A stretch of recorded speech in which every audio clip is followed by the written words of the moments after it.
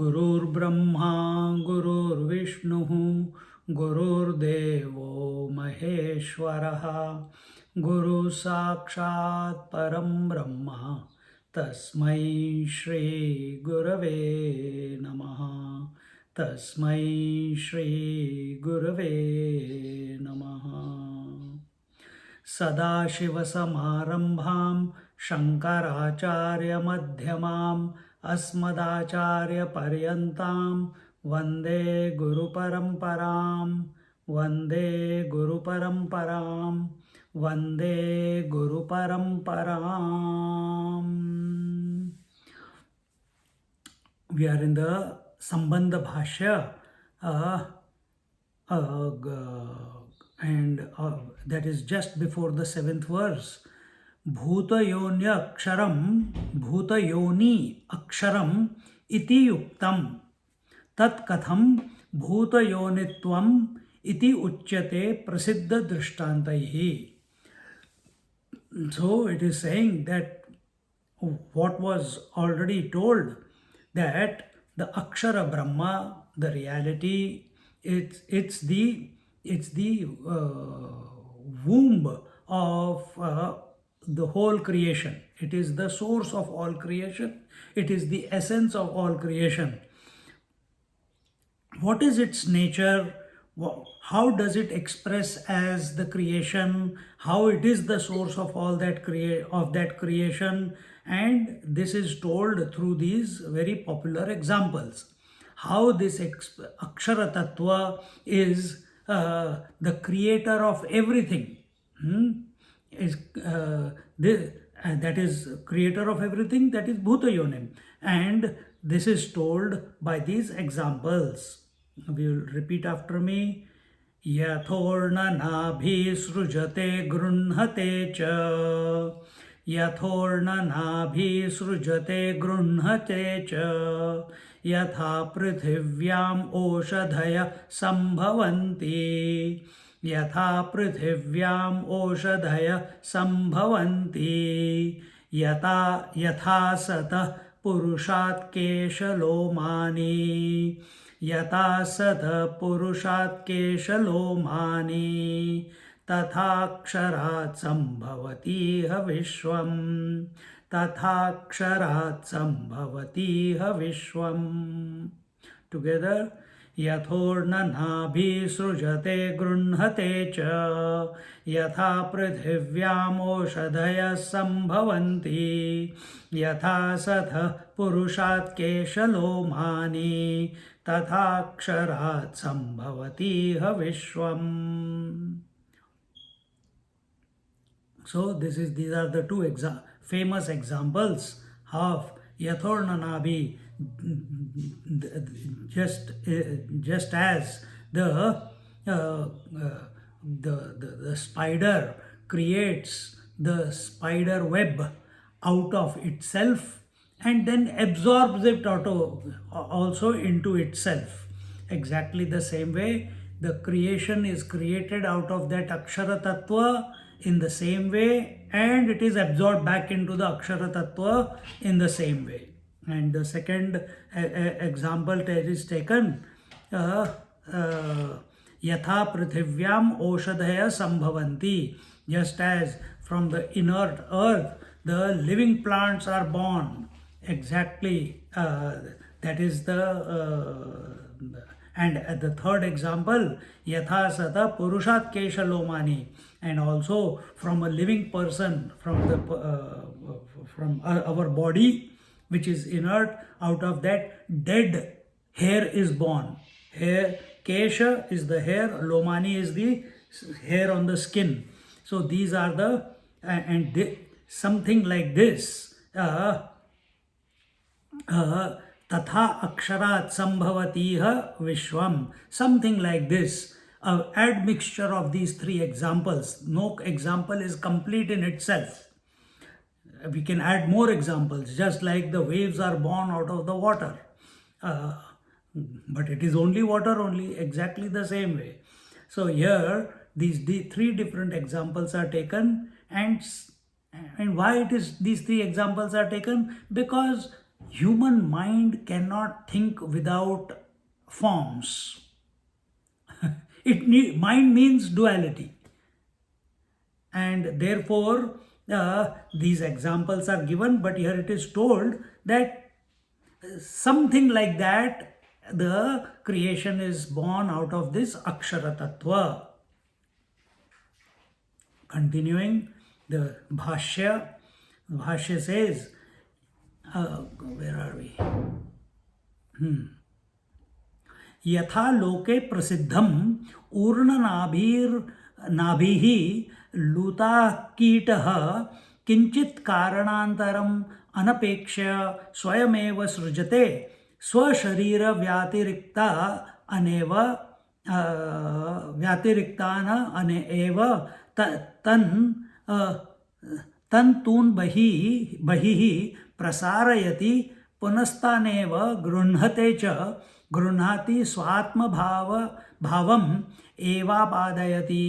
So it says, as it is yatha loke prasiddham, as it is very much known in the whole world that a spider, without depending on external material or external cause, he creates and whatever he creates is not apart from his body. It is from his body alone. He creates a thread from his own body, and then sharira vyatiriktaneva tantun bihi prasarayati, and expands it, punastaneva grunhate cha, and then again those same threads, the spider web what we are talking about, and grunhate means it is again absorbed back into the body, which you must have experienced many times when you go for bushwalking and all, or in the house also. If a spider is hanging from the roof and you go and just blow it, it climbs back up, but while climbing back up, it absorbs the thread back into itself. Same way, another example is taken. यथा च पृथिव्याम ओषधयः व्रीह्यादि स्थावरान्ता इति अर्थः.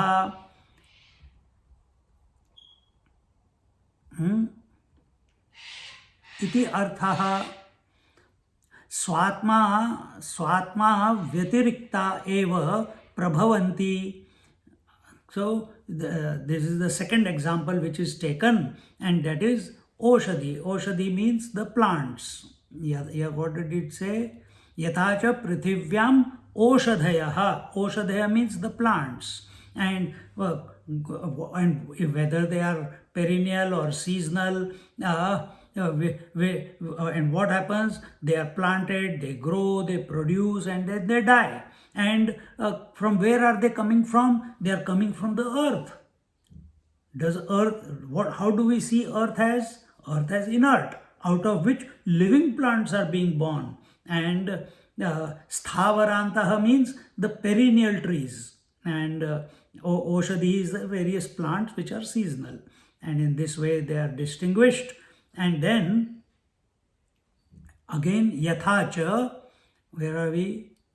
Yathacha sataha vidyamanan jivatah purushat kesha lomani keshaha cha lomani cha sambhavanti vilakshanani. So here it is told that from the living person, you and me are living person, and out of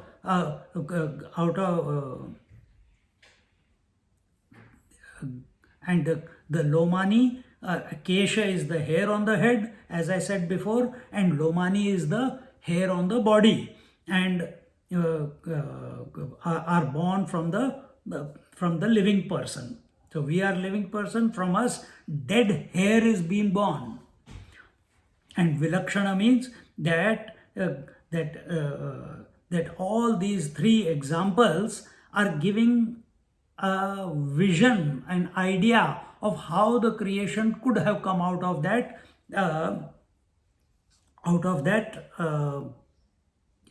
Akshara Tattva. Then it says here, यथा एते दृष्टान्ताः तथा विलक्षणं सलक्षणं च निमित्तान्तरान् अपेक्षादि यथोक्त लक्षणाद् अक्षरात् संभवति समुत्पद्यते इह संसारमण्डले विश्वं समस्तं जगत् अनेक दृष्टान्त उपादानं तु सुखार्थ प्रबोधनार्थम. So here it is told that these examples, what are these examples? The spider is the material as well as the efficient cause. We also say Ishvara is the material cause as well as the efficient cause of the creation. So that's what it means, that your example is taken. Now don't start thinking that the reality is the spider. It is not that. And the whole world is continuously expanding and contracting, expanding, and there is expansion of the creation continuously, and there is withdrawal of the creation going on at the same time. This was the first example of spider. Second, just like from the earth, the plants came out, that from the inert earth the life has come out. This was the second example. Then the third example was, from a living person the hair which are dead have come out. So from what is the principle here? That that from the living inert came out, from the inert living came out, and from the living dead came out. And in this way all these three are contradicting at the same time. And therefore here it was told that, where are we,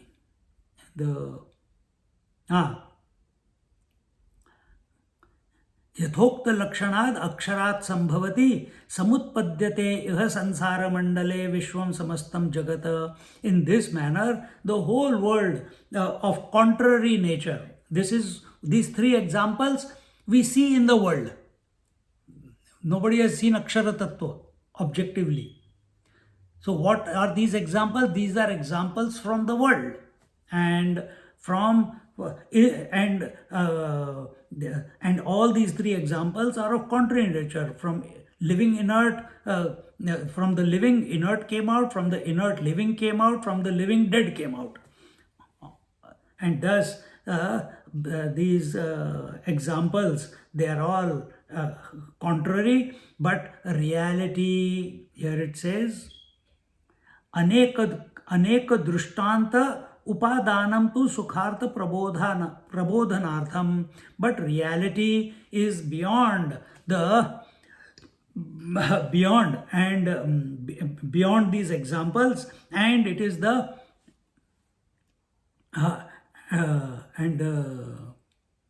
and it is told for the easy understanding for the mind of the seeker. For that purpose these different examples are given, and therefore it is told that these are the lakshanas, these are the lakshana of the Akshara Tattva, these are the characteristics of the Akshara Tattva, that just like all these have come out in the inert world, in the relative world, something similar out of, and now afterwards we'll tell how it has come out. And something similar. The creation has come out of the Akshara Tattva, is maintained in the Akshara Tattva, and goes back into the Akshara Tattva. And in this way, the seventh verse we conclude. Now what is the sequence of creation that is given in the next verse? Yad Yad Brahmana Utpadyamanam Vishwam tad anena Kramena Utpadyate na yugapad padvad. No, what is that? I can't write. Yugapad badara sushti prakshepaviditi kramaniyama vivaksharthoyam mantra arabhyate. So he says that now the second stage is being brought to our attention, and that second stage is in creation. That is in creation. So first you understand that that everything has come out of Akshara Tattva, is maintained in Akshara Tattva, and dissolves back into Akshara Tattva. That is the reality. Now naturally the next stage, how did it come out? What is the sequence that it came out? So now this is the next stage. The world is created. Here it is told. What was it? Kramena utpadyate. Kramena. It was created in a sequence. And it was not created as if something is taken in your hand and thrown, and whatever, and the creation was created. It was not haphazard. It is not a chaos. Creation is a perfect order, and there is a sequence to it, and that is what is told here. Na yugapad badara sushti. Badara is the badrika, the banyan tree fruits. Those small seeds are there. You take them in your hand and you just splatter them, and the creation has come out. No, it is not like that. Then how is it? Srishti krama niyama vivaksharthoyam. And how this krama niyama, how this sequence came about, this is now elaborated, arabhyate. This is now told to us. So the mantra goes, you can repeat after me.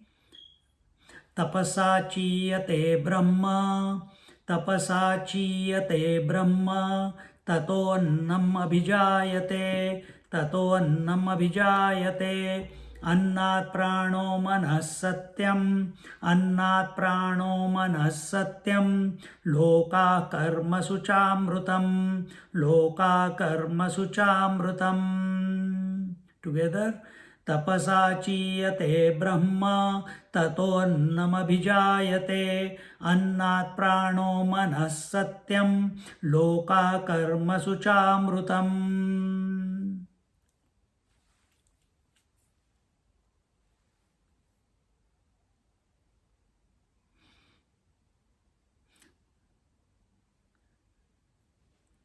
So here it is told that tapasa chiyate brahma, and the sequence is being told that and understand one thing, that this is the most beautiful explanation of creation given in our scripture, one of the most beautiful creations given in our scriptures.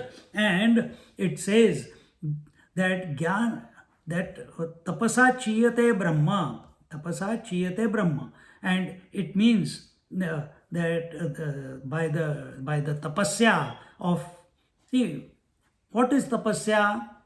What will be the tapasya? Is something by which readiness, tapasya is readiness to give up.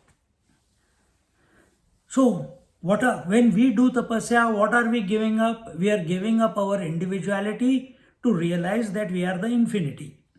What will be the tapasya of the Brahman or that Akshara Tattva?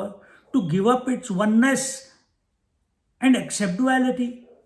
Our tapasya is to give up duality and accept oneness. So that, and how to do that? It is through knowledge. Uh, uh, he accepts the duality, and by accepting the duality, then the anna means food is created. Which food? Don't worry, it's not the pizza and pasta and the idli dosa. It is we'll talk about it when it comes. And then, as a sequence from this anna is basically avyakrita, the unmanifest prakriti is called anna here. And from this anna, from this unmanifest prakriti, first the pranas come out, and then the mind, then the truth, then the lokas, then the karma, and this karma is accepted as the nectar. And then from this karma, whatever is produced, that is accepted as the karma phala, which is of the nature of nectar. And you have to understand it in the correct manner, otherwise we will think karma is the ultimate. But let's see what it says. So, tapasa jnanena उत्पत्ति विधिघ्नतया भूतयोन्यक्षरं ब्रह्म चीयत उपचीयत उत्पिपाद यशयिदम उत्पिपाद यशयिदम यशदिदम, or it should be read as उत्पिपाद यशद idam jagat ankuramiva bijam uchchunatam gacchati putramiva pita harshena. Example is taken. So, see, world is considered to be illusion. Normally in our Upanishads and you go Panchadashi everywhere, even not in Amrutanubhav. Amrutanubhav, it is not taken as illusion. It is taken as the truth only. Initial stages, it is considered as illusion. What is considered as illusion? Asti bhati priya nama rupa. Excuse me.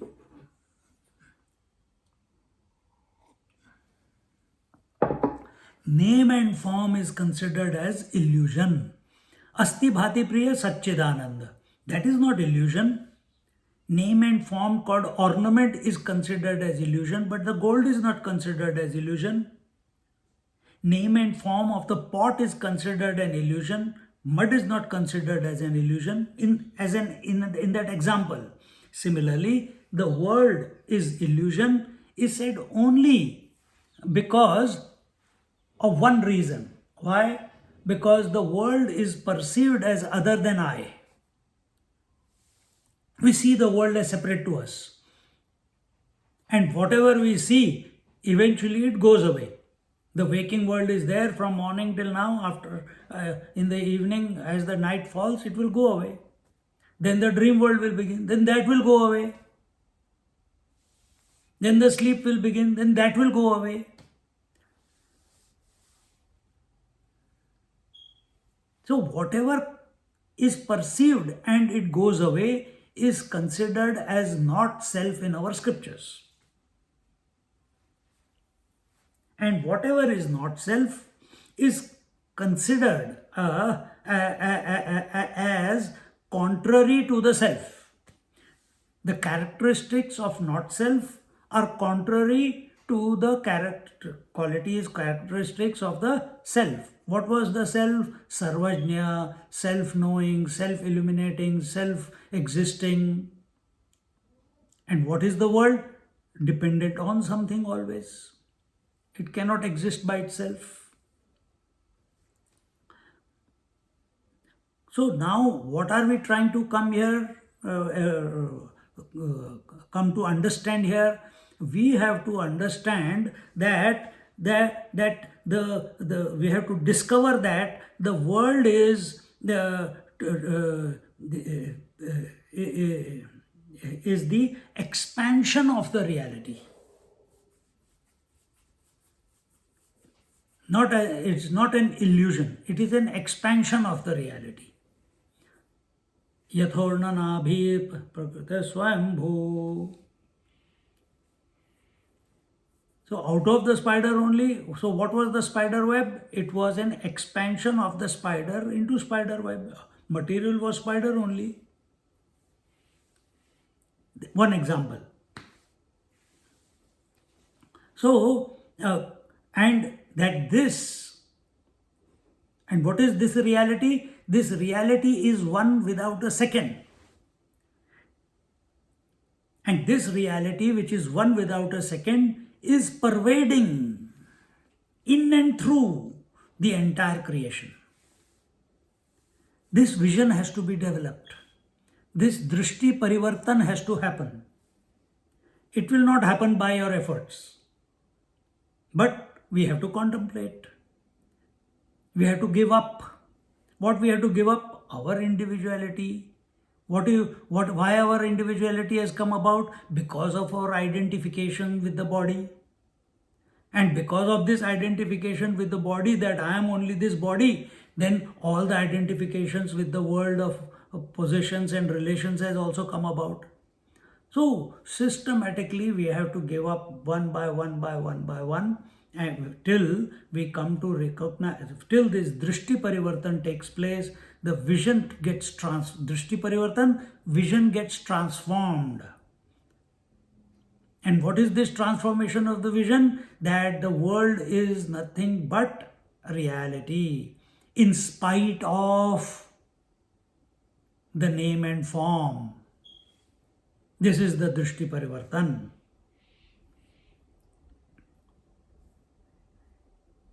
So to bring this about, tapasa jnanena utpatti vidignataya bhuta yonyaksharam brahmachiyata upachiyata utpipadayisha idam jagad ankuramiva bija muchunatam gacchati putramiva pita harshena. So here now from tapasa we begin. By tapasya, as we told you before, tapasya means that ability to give up. Tapasya is the readiness to give up. So both ability and readiness. I am ready to give. But first he has to prove it to me that he is worthy of getting it. अरे यार फालतू की बात कर रहा है. I want to give $1 million to other people, to the ashrams, or to the for a good cause. But what is your ability? Zero. No money in the pocket. But talking big. See? And the other way is also, you are ready but you don't have the ability, and some people have the ability but are not ready to give up. They are smart, their intellect is sharp, they have immense energy within themselves to focus, but they are not ready to give up. They are not ready to give up their norm, they are not ready to give up their old way of thinking as they were bringing up.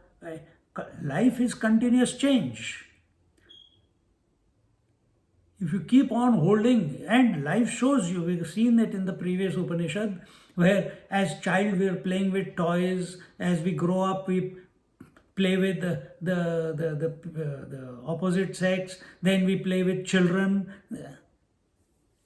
First we are addicted to toys, then we are addicted to opposite sex and virility and confidence and inconquerableness. And then come 40, we are addicted to disease, we are addicted to tiredness. And as we get older, we are addicted to only worries. So we are changing. Our focus has changed from so many things, it has changed. So you have the ability to change, but you are not applying it in the right manner. You are not applying in the right area which can transform you once and for all. So here it is told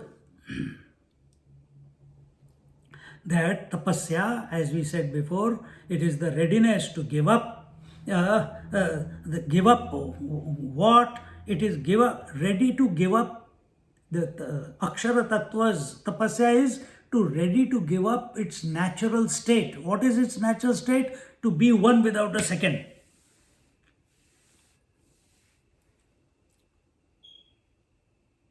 So the more we give up, the more tapasvi we are.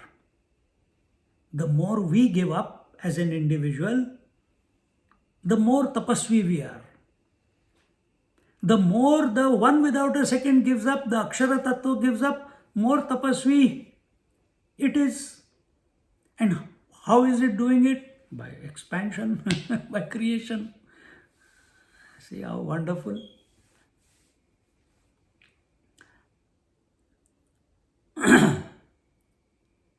So contemplate on this. These are just two pointers. Our tapasya and Brahman's tapasya. Our tapasya is to give up our identity and recognize, realize that unity that of experience or unity of the consciousness that I am and his, and this is happening all the time.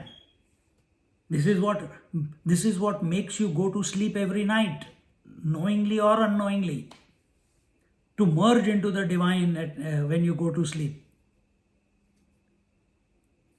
And what is his, that Brahman's tapasya? To give up its oneness and express as manyness. So both are giving up. He is also giving up. We are also giving up. How wonderful. The game is on. So find out what Brahman is.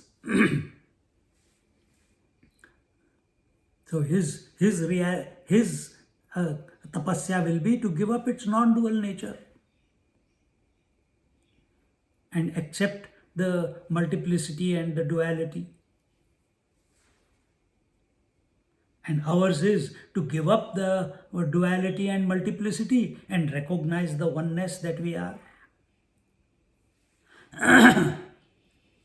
So here it is told that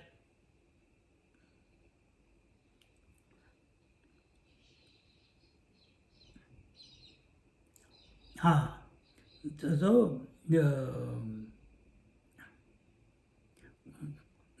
Tata Bhunyo, where are we? Chiyata, the word chiyata, upachiyata, chiyata means to swell, to just like the seed when it starts germinating, before it germinates into shoot and the root, it gets swollen, and that swollenness of the fruit in which all possibilities, what are the possibilities that are inherent in that fruit? Can you see the root and the shoot? No. Can you see the branches? No. Can you see the trunk? No. Can you see the leaves? No. Can you see the flowers? No. Can you see the fruits and the possibility of thousands and millions of fruits that that tree is going to give in its whole lifetime? No. But all that possibility exists within that swollen fruit. Exactly the same way, the chiyate, the Brahman becomes swollen, and that is its tapasya, and that stage is being told in this example, just like the well, example will come later. Let's see.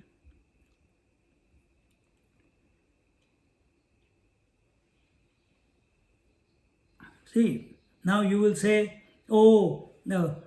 That means the Paramatma, the Akshara Tattva desired to be many. Yes, he desired to be many. Why can't he desire? He is everything. So can't he be desire also? He can. Then what is the difference between him and me? I also desire, he also desires. Natural question that comes to us.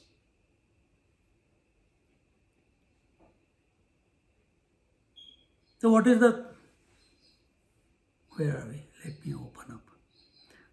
So what is the difference between our desire and the Brahma, Akshara Tattvas or Brahman's desire? Tell someone 1 or 2 points. Only I am speaking.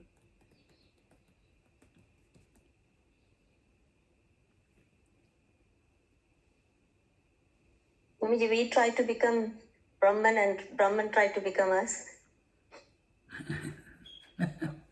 That I have repeated already so many times. Right, okay. Ah. And it's a continuation of expansion and dissolution. You're going away from the point. What is the distinction between the quality of desire? Multiplicity and simplicity. No. Yeah. No. Anyone else?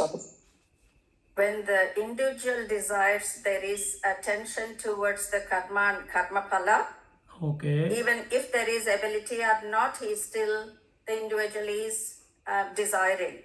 Okay. But Brahman has got the ability and he is not interested in the karma phala. Brahman has got no karma phala. No karma. He hasn't got any He has karma. not got any karma phala. phala. So we can, when you say karma phala, we can put it in this way that individual, the jiva, desires to gain something in life. We are studying scriptures to gain. We are doing tapasya to gain. We are doing pranayam, bhakti, gyan, engagement of any type of tapasya to gain some result. And what is that result? Moksha, isn't it? But what is the desire of the Brahman? Is it a desire to gain something? No, because he is everything. Then what is his desire representing? His desire is out of fulfillment. His desire is out of joy. His desire is not to gain anything. This is the major difference between his desire and our desire.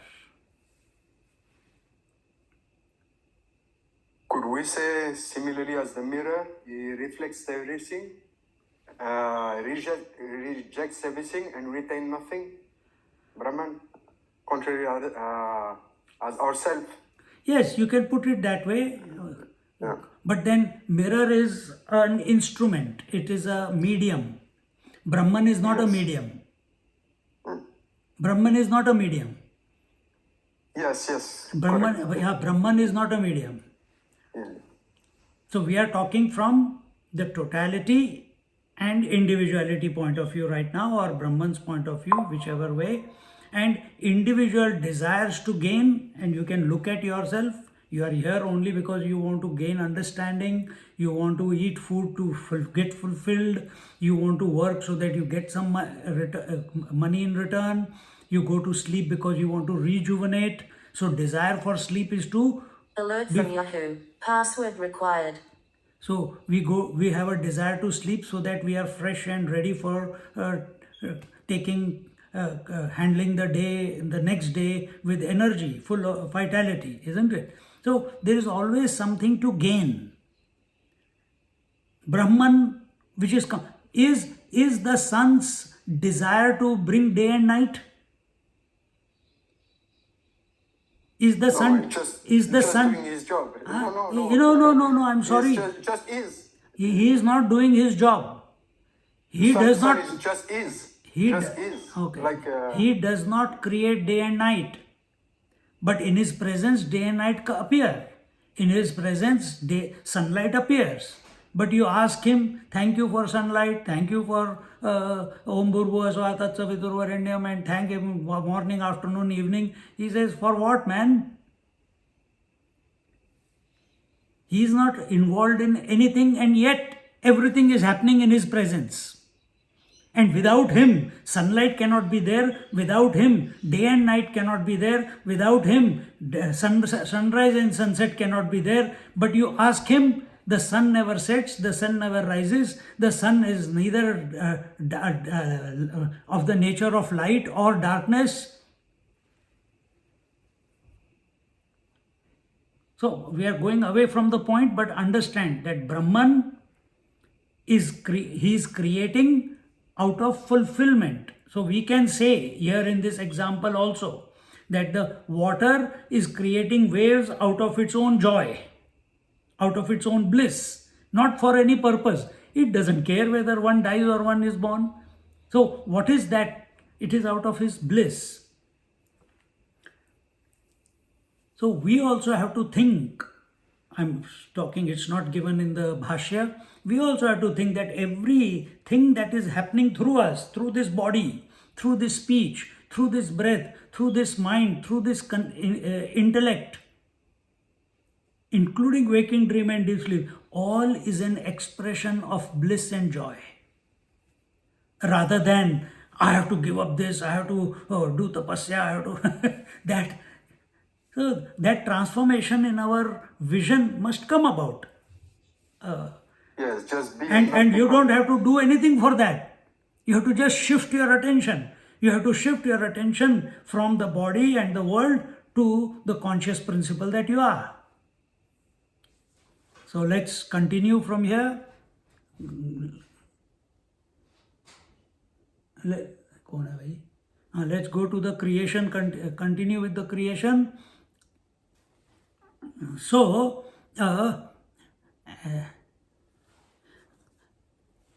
we as a jiva, as an individual, we do tapasya out of necessity. We want to give up because we want to attain something greater, something higher, something transcendental. Whereas the Akshara Tattva or the Brahman or the reality, it is not expanding itself, it is not creating out of any necessity. Then why is it, why that is happening? It's natural to it. It is out of joy, it is natural because it is of the nature of joy. So there is no necessity. So when this desire to express as many is invoked by the Brahman, it is called as tapasya. And and what is this? When Paramatma is associated with the desire, in technical terms, it is called as Ichha Shakti.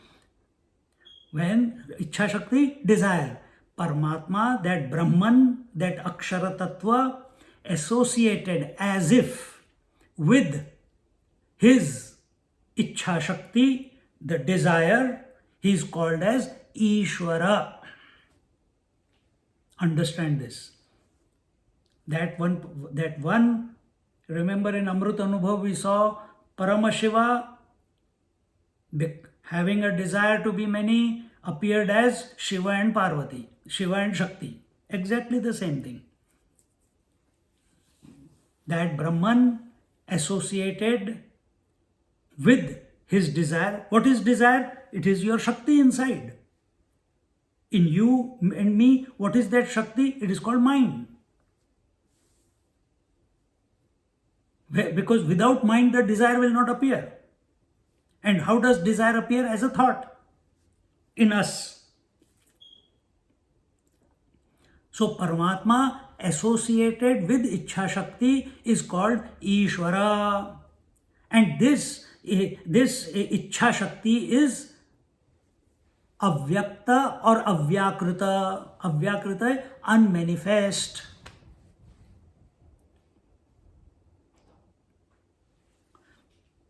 So now the example is taken. What is that? Utpada yishad idam jagad ankurameva bijam uchchunatam gacchati putram iva pita harshena. Just as Where is this fellow gone? Just as a father is joyous when the son is being born, and in that joy, what does a father want to do? He wants to give. He's expressive with joy. He's expansive. His heart opens up, and he goes and hugs people. He wants to give away things in donation. He calls people for food, etc., etc. He wants to give. Wherever there is joy, you want to give. And therefore, here it is said that that seed, that Brahman desiring to create, like the seed wanting to expand, it was full of possibilities within. It gets swelled up, and that is what is called as Brahman has done the tapasya, and we are giving this analogy only for the mind to understand. Now don't start thinking that Brahman is a seed, that Ishvara is a seed. No, don't think that way. It is only to explain to the mind, because mind can understand only through forms, only through analogy, only through similes. And if mind is able to, now this is something for you to contemplate. If mind is able to contemplate, if mind is able to be without form, like in deep sleep, then we are one with reality. But till we have not reached there, we need some sort of crutch. We need some sort of support. And the support is the words here, examples here. And wherever there is form, understand, wherever there is form, there are concepts, and where are the concepts? In the intellect, for our mind. And what is reality? Reality is without concepts. So see, I don't want to use the word difficulty, and yet I will use it. Or this is the shortcoming of the mind, because it is addicted to forms, it is addicted to words, it is addicted to thoughts, same thing. And wherever there are thoughts, there will be concepts. And those concepts, either you are convinced or you are not convinced. And reality cannot be conceptualized. Therefore, reality is not a conviction of your intellect. Whether from reality's point of view, whether you have a conviction that reality is or is not, it does not matter. Just like from the water's point of view, whether there is a thought wave or one wave or no wave, it does not matter. Water is continuing to be water. From gold's point of view, if there is an ornament or no ornament, it does not matter. Gold is continuing to be gold. Same way, reality is continuing to be reality. It is the individual who is addicted to thinking, who is addicted to conceptualizing. And understand why these concepts have come, because we are not accepting that the reality is that the reality is without form, without qualities, without characteristics, and that I am.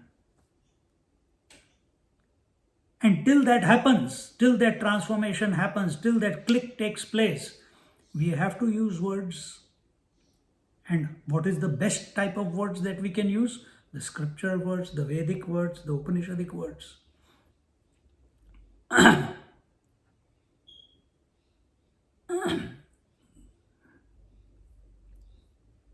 एवं सर्वज्ञतया सृष्टि स्थिति संहार शक्ति विज्ञानवत् तयोपचितात् ततः ब्रह्मणः अन्नमद्यते भुज्यत इति अन्नम अव्याकृतं साधारणं संसारिणां व्याचिकीर्षितावस्थ what is that व्याचिकीर्षित अवस्थारूपेण अभिजायत उत्पद्यते. So here he says that from this Brahman, now the next stage of creation, from this Brahman from whom where are we? एवं सर्वज्ञतया सृष्टि स्थिति संहार शक्ति विज्ञान वत् तयोपचितात्. That Brahman, because it is all knowing, and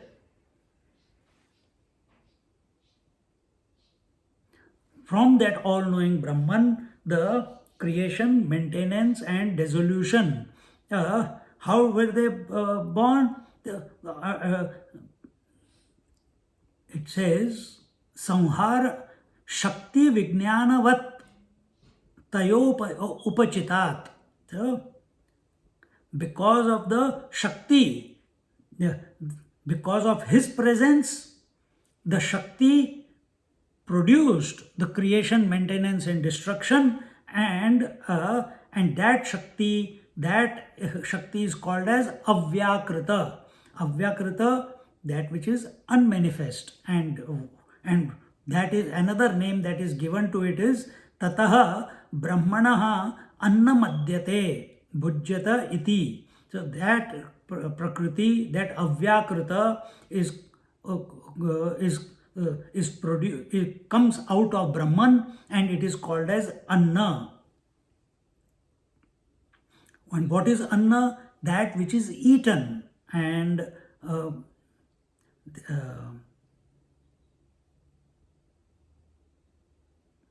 therefore it is a natural happening that out of this Brahman that this Shakti is getting produced and or is manifesting, and that Shakti expresses as creation, maintenance, and destruction or dissolution, and and from that then we'll go ahead afterwards. So first we saw that with Ichha Shakti, the swelling up of the Brahman happened, and the Shakti was invoked, because the desire invoked the Shakti. The desire is the Shakti, the first desire. That is the first desire. That is the Shakti itself. And he became all-knowing. So the seed who has all the aspects of the tree, the root, the shoot, the branch, the leaves, the possible number of leaves, the possible number of flowers, the infinite number of fruits, it knows everything. Exactly the same way, the Brahman, now as Ishvara, he is called as Sarvajna. He knows that everything is possible, all the possibility, because it has not become possible yet. It's still one. It is still only in his mind. It is out of himself that the Ishvara doesn't have mind for your knowledge. But for our sake, that Shakti, just like sunlight is not separate from the sun, similarly, this Shakti is not separate from the Ishvara. That Brahman himself is now, that Akshara Tattva itself now, because of the invocation of the Shakti, as if, don't forget that, as if, now is called as the Purusha and Prakriti, or is called as Ishwar and Prakriti, or Avyakrita. Here the word is used instead of Prakriti. And that Prakriti is the Anna. It is the food. Why it is the food we'll tell after as we go ahead. And therefore he is the all-knowing principle. Who? Ishvara. Ishwar. Another, so Sarvajna is used for Brahman also, Sarvajna is used for Ishwara also, Sarvajna is used for Atma also. Sarvajna is all knowing.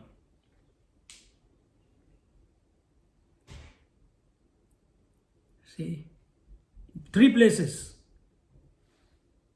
Brahman, Ishwara Tattva, and Atma Tattva. All of them are definitions.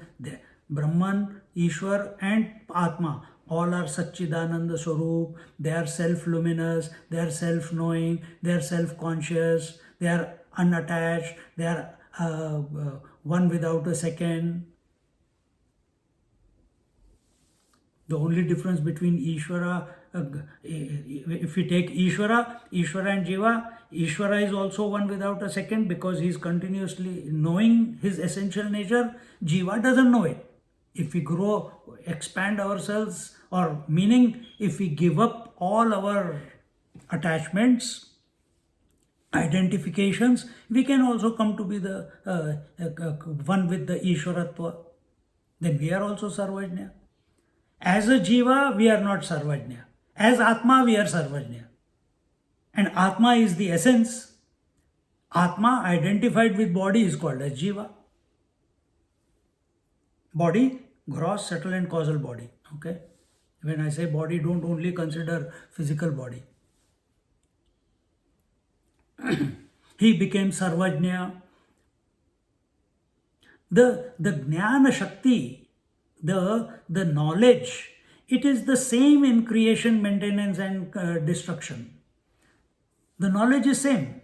Nothing that same before the creation of the wave, during the maintenance of the wave, and at the dissolution of the wave.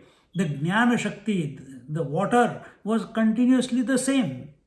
Exactly the same way. If that Paramatma, that Brahman is of the nature of all-knowingness, then that all-knowingness is expressing in and through every aspect of the creation. What is the first aspect of the creation? It will come now. First is Avyakrita, unmanifest, that knowledge, it is uninvoked at the moment. But when creation, maintenance and destruction express as principles, then that knowledge is present in creation also. That knowledge of all-knowingness is present in maintenance also, and that all-knowingness is present in destruction also.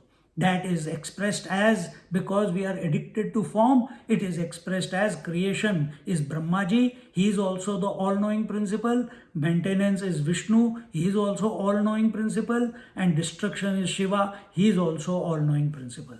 See how beautiful the whole system is.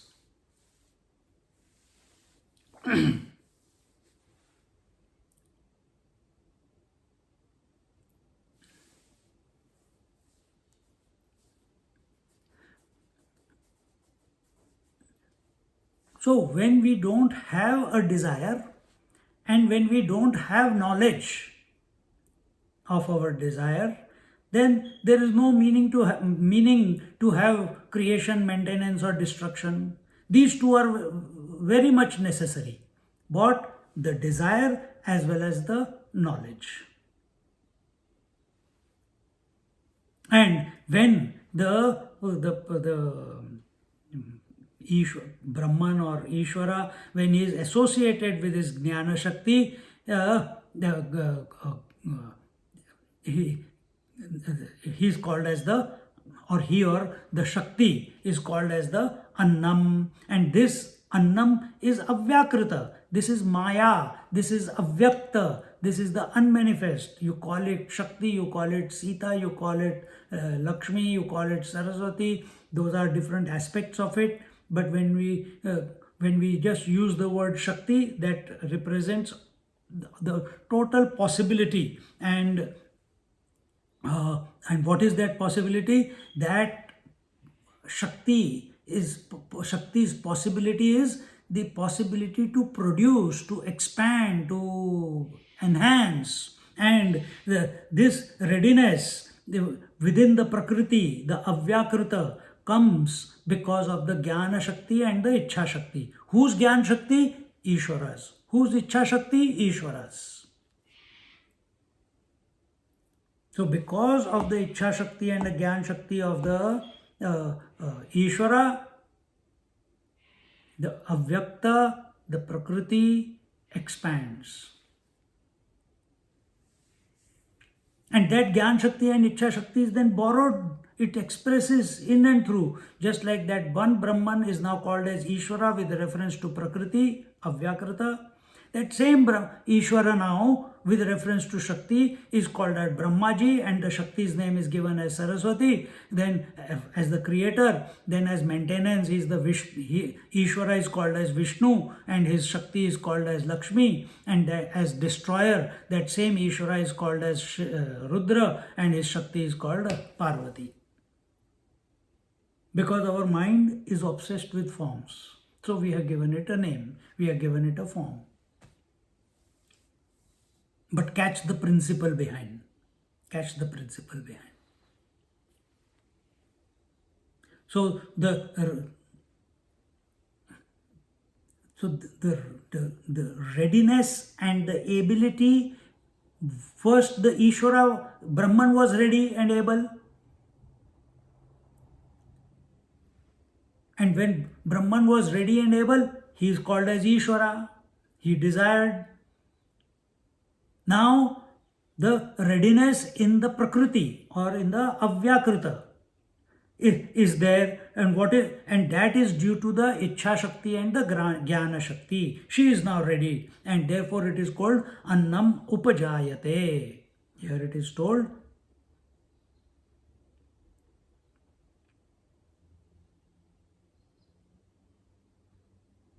अभिजायत उत्पद्यते ततश्च अव्याकृत द्वयाचिकीर्षत अवस्थातः अन्नात् प्राणो. Okay, we are going to go to that. We have not gone there yet. Now, what is the next step after this? Okay, now, this stage is like in you when you are awake. You're awake, you have the knowledge, you want to get up, but the mind is empty. The world hasn't entered into your mind yet. The multiplicity of the world has not happened yet. You don't even realize you are the body. You don't even notice that you are breathing, but you are awake. Catch that moment in the mornings when you wake up. It is like this one.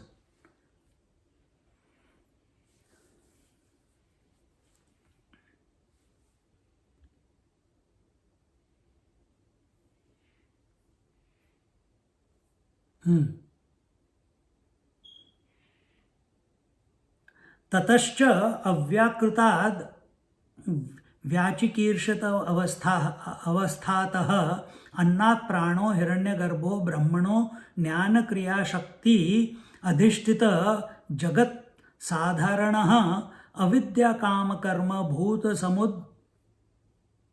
समुदाय बीजांकुरः जगदात्मा अभिजायत इति अनुषंगः.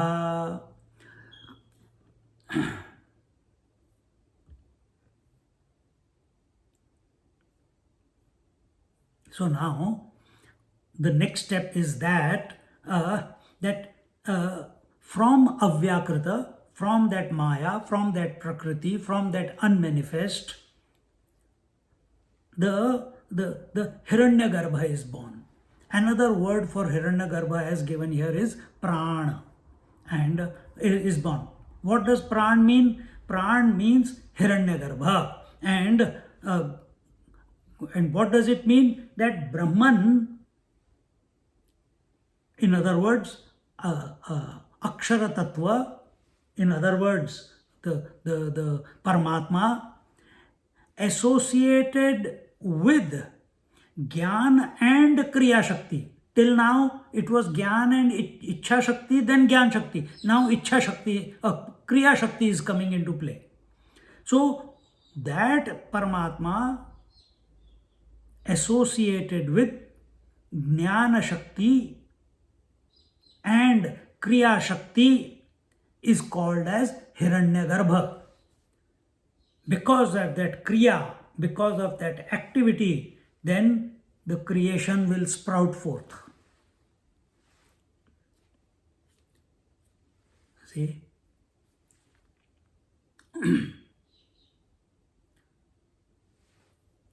See?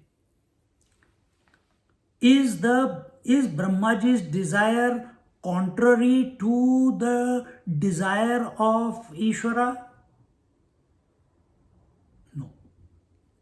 He is absolutely in tune with Ishvara.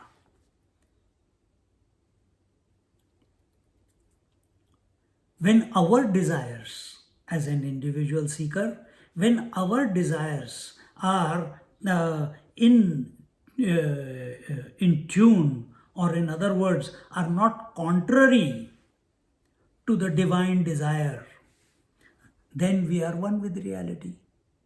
But that is where our challenge lies. In the satsang, we are in tune. Outside the satsang, we are again multi-pointed. The world hijacks us.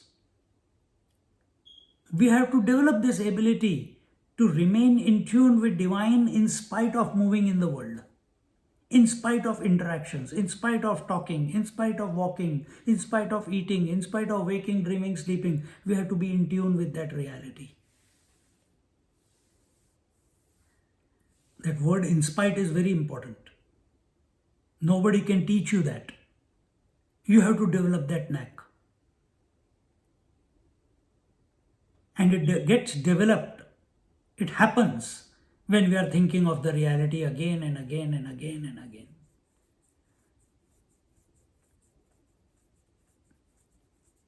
Here we are listening to the exposition by Adi Shankaracharya. He is explaining so beautifully. But we have to imbibe it. We have to make it our own. And I'm trying my best to put it how he is thinking and what we have to do in order to. We have to be in tune with the Gyan Shakti and the Kriya Shakti, meaning we have to be in tune with the God's desire. Then that is reality. Then I don't have to close eyes to know the reality. Then let the eyes be closed or let the eyes be open and see the world. Let the mind be thinking or not thinking. Nothing is lost or gained.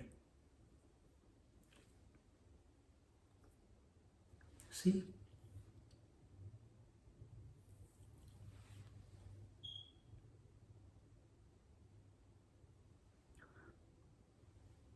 Now from this Anna, from this Prakriti, from this Avyakrita, from this Maya, from this Shakti, which is unmanifest, Hiranyagarbha is born because of the invocation of the prana, because of the Kriya Shakti. Hiranyagarbha is born. All the jivas are stationed, all the possible life forms, all the possibilities. Before, what was happening in Avyakta, in the Maya, in the Prakriti, every possibility was there, but it was unmanifest. In the Hiranyagarbha, all the possibilities are there, but they are manifest, but subtle manifest. They are subtle manifest.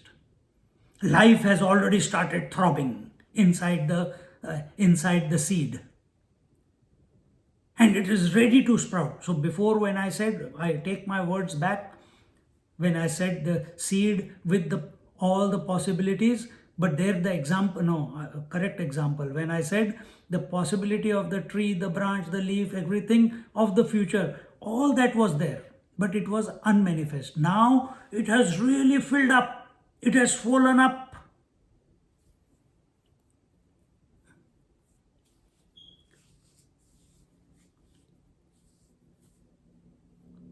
And from this, Prakriti or Anna, the Hiranyagarbha is born, and this stage is called the readiness to sprout.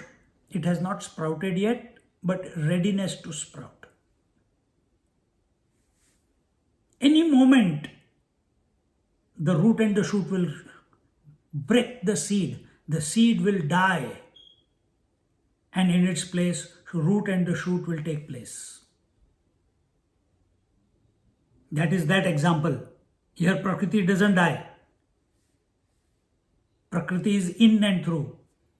Because the space is giving accommodation to air, fire, water, earth, space has not become broken. Because the water is giving place, allowing the waves to express out of itself, the water has not become broken. It is continuing to be water in and through all the waves. Exactly the same way, Prakriti is not broken like that seed.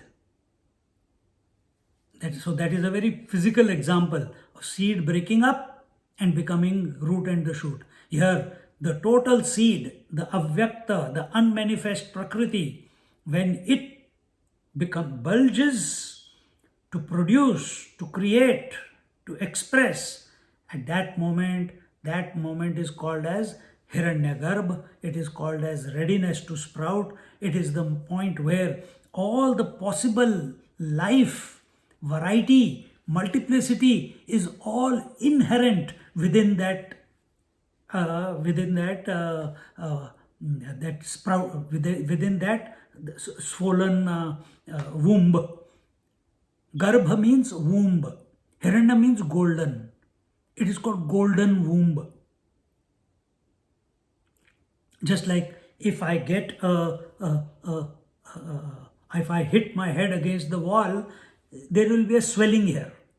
And when it swells in the light, that swelling will start shining more than the rest of the skin. Exactly the same way.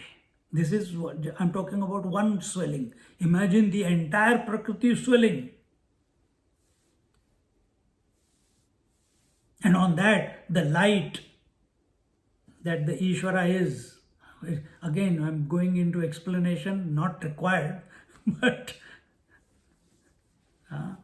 it's called Hiranyagarbha, golden womb. In that golden womb, all possibilities are ready to sprout. And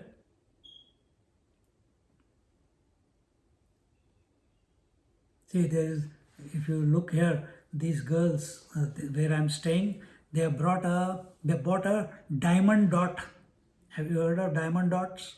So they got a canvas. It has got a Shiva on it, holding a trident with the Ganga splashing at his waist and flowing from his jata, and he has got a half moon on his head, on his jatas, and beautiful picture. And so many different colors are there, and you have to take each dot and stick it. There's complete glue on it, and you have to keep sticking those dots of different colors, and eventually that will create a form. But at the moment, what is there? At the moment, what is there on that canvas? At present, the canvas is only canvas. The picture of Shiva is also only canvas.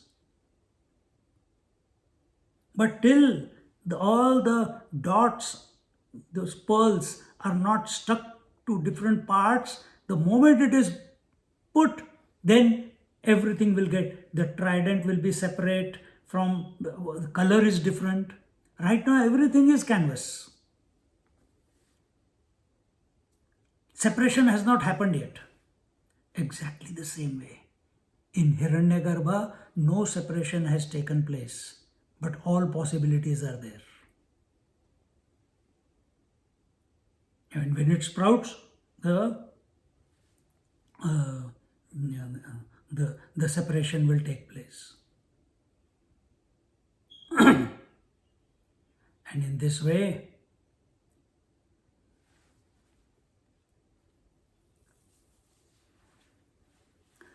continuing, tasmatcha pranan manaha, mana, what is the time? already time. We will continue from Tasmacha, therefore, from therefore we'll look at it in our next class. Otherwise it will become how much is left. Okay, we can finish it quickly. You're okay for 5-10 minutes more? Tasmacha pranan manaha mana akhyam sankalpa vikalpa samshaya nirnaya adi atmakam abhijayate tatah api sankalpa adi atmakan manasah satyam satyakhyam akashadi bhuta panchakam abhijayate तस्मात् सत्याख्यात भूतम पंचकाद अंडक्रमेण सप्तलोका भूरादयः तेषु मनुष्यादि प्राणी वर्णाश्रम क्रमेण कर्माणि कर्मसु च निमित्त भूतेषु अमृतम कर्मजं फलम यावत् कर्माणि कल्पकोटि शतैः अपि न विनश्यन्ति तावत् फलं न विनश्यति इति अमृतम. So he says that from this in the Hiranyagarbha, the antakaran, that is the mind, is born, and and what is this mind? This is at the level of totality. We are not talking about individuality yet. So this is happening at the totality level.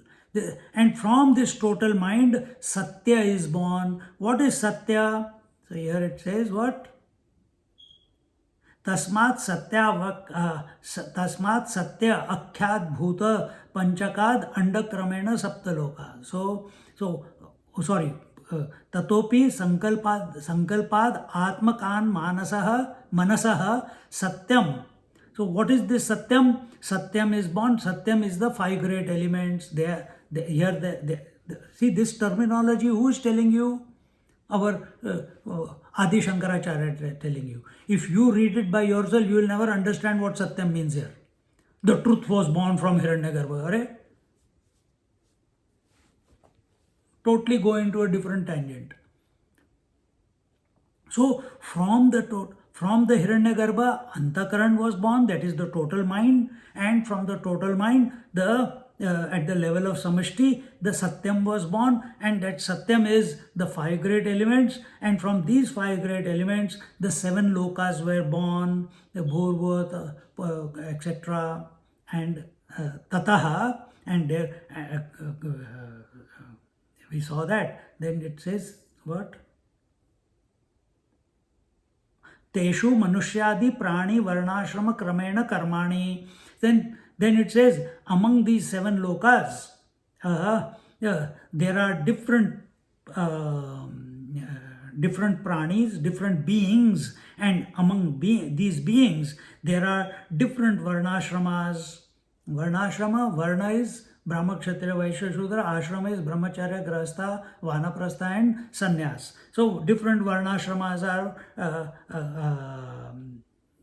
are there among these beings, and this exists in all beings.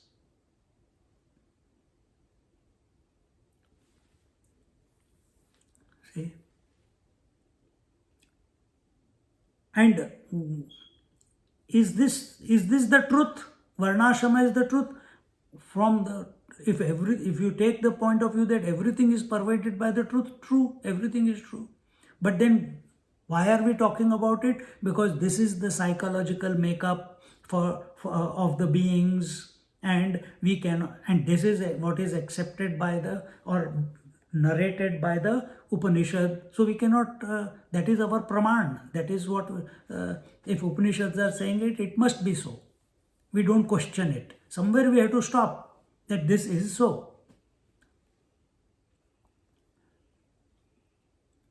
So we have sattvic plants, we have got rajasic plants, we have got tamasic plants, we have got sattvic animals, we have got rajasic animals, we have tamasic animals. Or you can say animals which are more intelligent, animals which are dynamic, some animals which are only greedy, and some animals which are always sleeping. So this varnashrama is there in everything in this creation where the beings are, they are pervaded by this varnashrama. As a result of this, it is said that karmasu cha nimitta bhuteshu amritam karmajam phalam, and as a result of this karma, there is karma phala. And as soon as one karma phala is finished, the next karma starts. Then that karma finishes, gives the karma phala, and the next karma starts. And this we are showing, this whole picture we are giving you is at the macrocosmic level, not micro. And this karma phala is called, here it is said, what is that?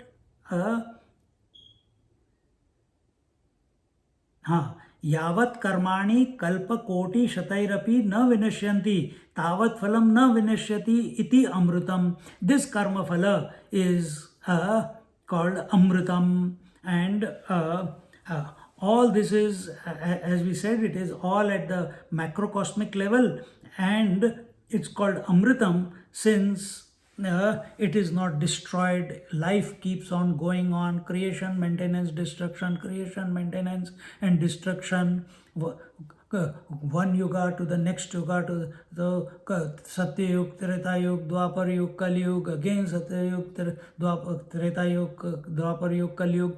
This incessant cycle at the relative level, totality level, it's continuous, and that which is continuous is amritam.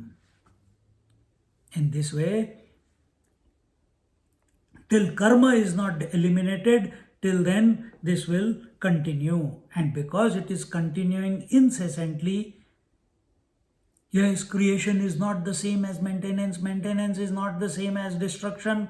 We are not talking about that. We are talking as a whole cycle. That cycle is just continuing. The day begins, the day ends. Tomorrow again the day begins, the day ends. Day after tomorrow again the day begins, the day is maintained, the day ends. It's continuous, incessant cycle. This incessant, continuous cycle, which is the result of karma, which is called as karma phala, is amrita. It is continuous, and with that so here it is told, because it is not concluding till the karmas are not destroyed, till then karma phala will not be destroyed, and if karma phala is not destroyed, therefore it is called, that karma phala is called as amrita, which keeps the life in a continuous cycle. Understand the creation in this manner. Till here we have reached the Hiranyagarbha Sthiti. What happens in the next class, we will see. Om Purnamada Purnamidam Purnat Purnamudachyate Purnasya Purnamadaya Purnamevavashishyate. Om Shanti Shanti Shanti. Harihi Om Shri Gurubhyo Namaha. Harihi Om. Just sit quietly for a moment.